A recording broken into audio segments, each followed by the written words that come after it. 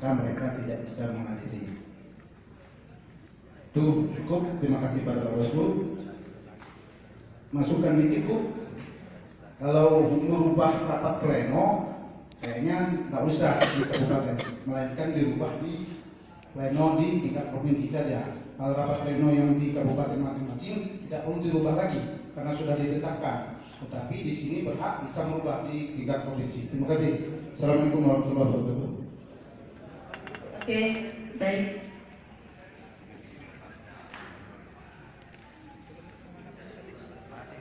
Kemudian satu lagi.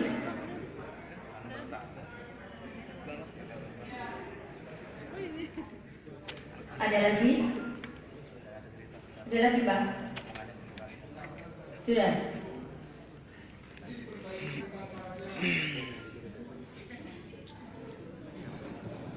Bawaslu bilang nggak perlu karena itu sudah memenuhi aspek legalitas, ini sudah terpenuhi, jadi tidak perlu untuk kemudian diperbaiki lagi gitu kan.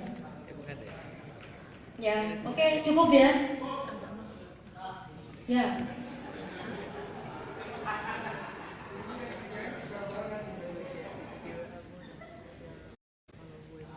Akan ada penjelasan yang lain lagi, Mbak Hoir?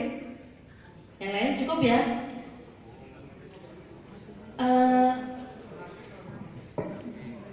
Bapak Saifullah, ada catatan ke kami?